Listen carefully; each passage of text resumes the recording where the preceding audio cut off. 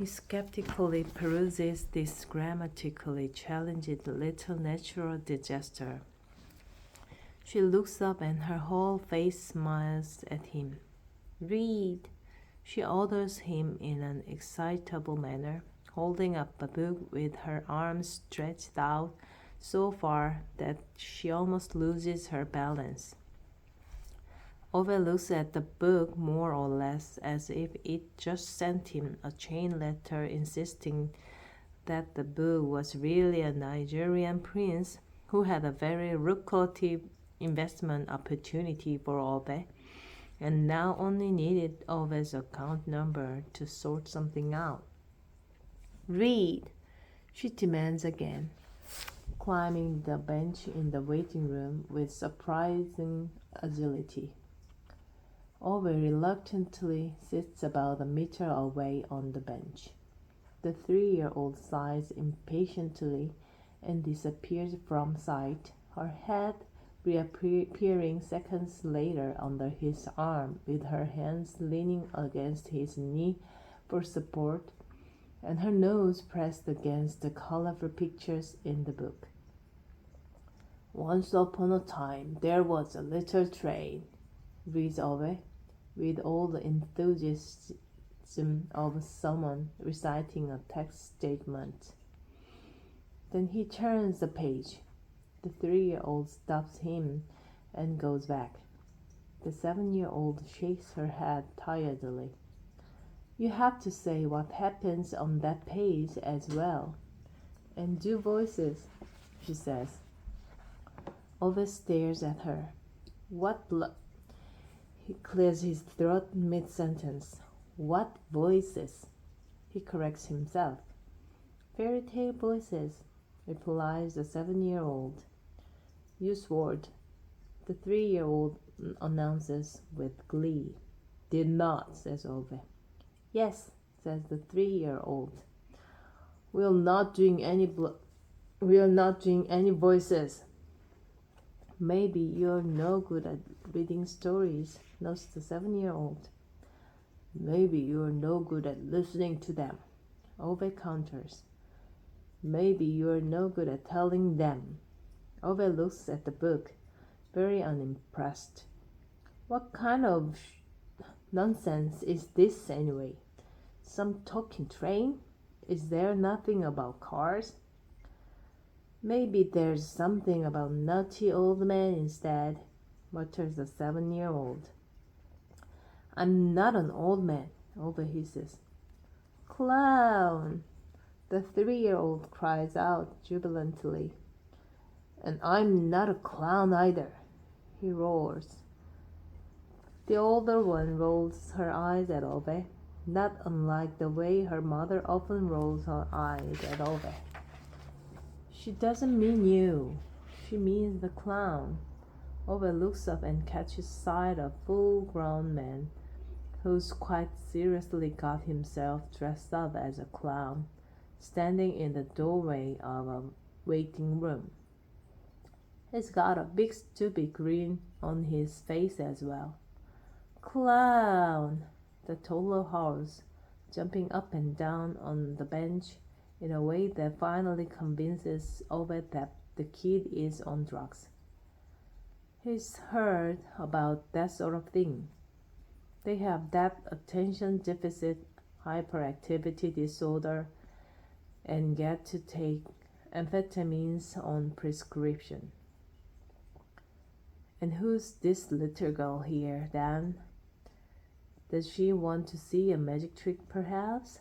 The clown exclaims helpfully and squelches over to them like a drunken moose in a pair of large lead shoes that, Ove confirms to himself, only an utterly meaningless person would prefer to wear rather than getting himself a proper job. The clown looks gaily at Ove. Has Uncle got a 5-crown piece, perhaps? No, Uncle doesn't, perhaps, Ove replies.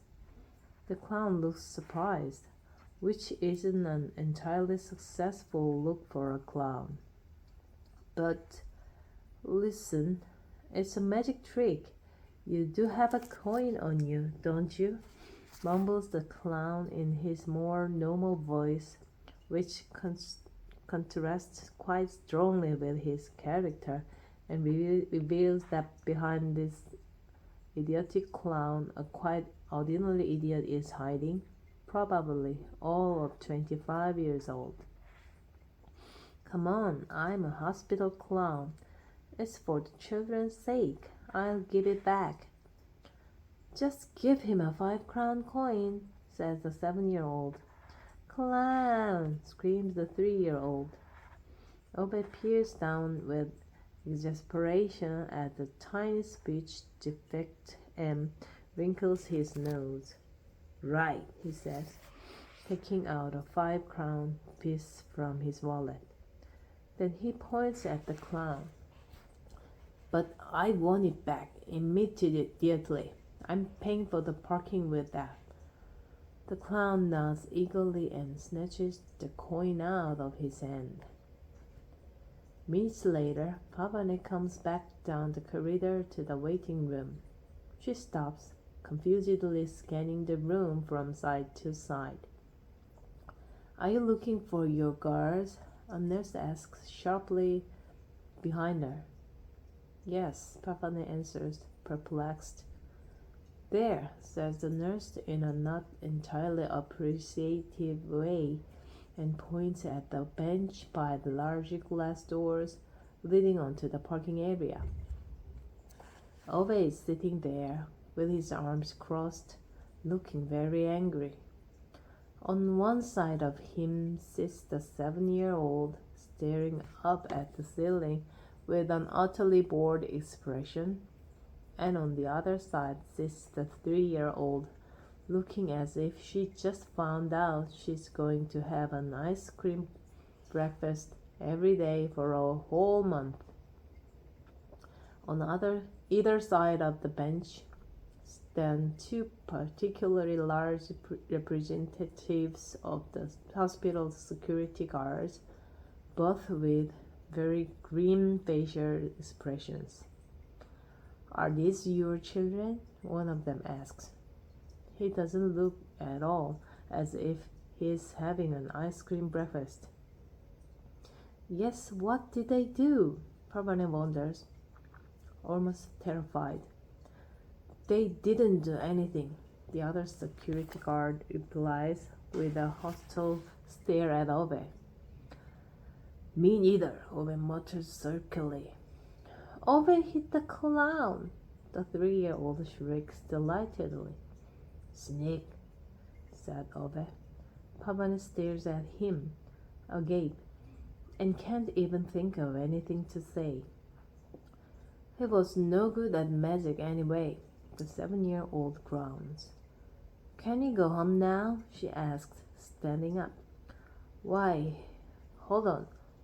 What clown? The clown Beppo, the toddler explains, nodding wisely. He was going to do magic, says her sister. Rubbish magic, says Ove. Like he was going to make Ove's 5-crown coin go away, the 7-year-old elaborates.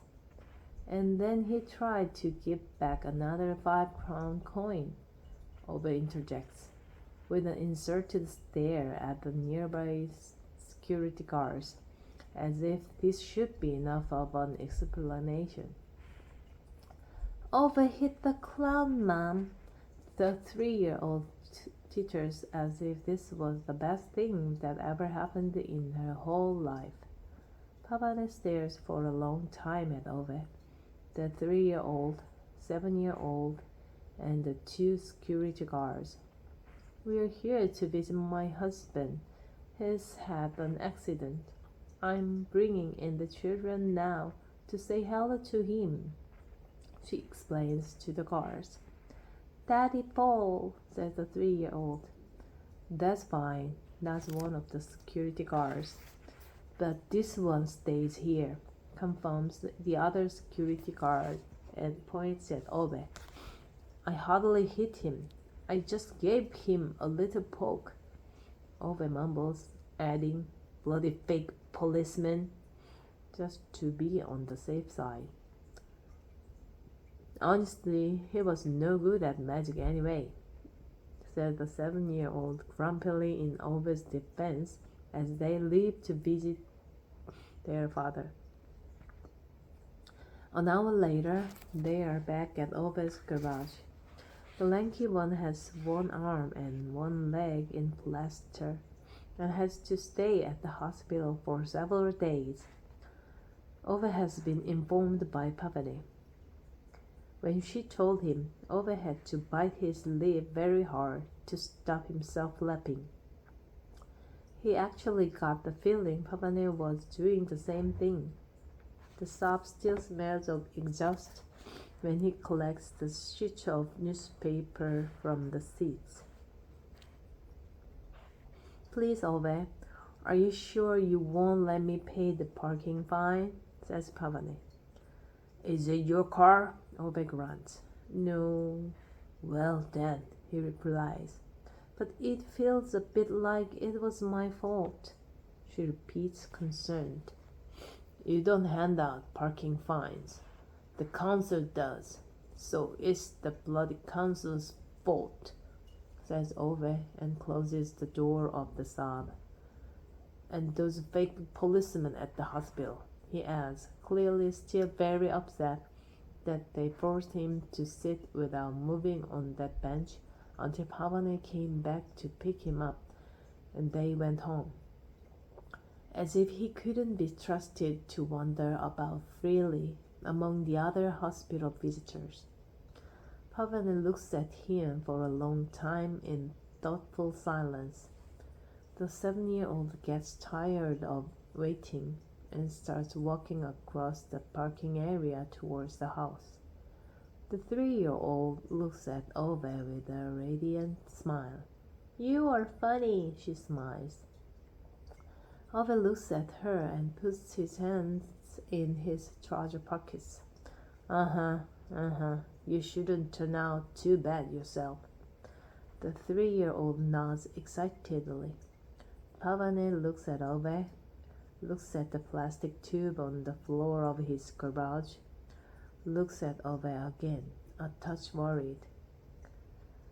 I could do with a bit of help taking the letter away, she says, as if she was in the middle of much longer thought. Ove kicks distractedly at the asphalt. And I think we have a radiator as well that doesn't work, she adds, a passing thought. Would be nice of you if you could have a look at it.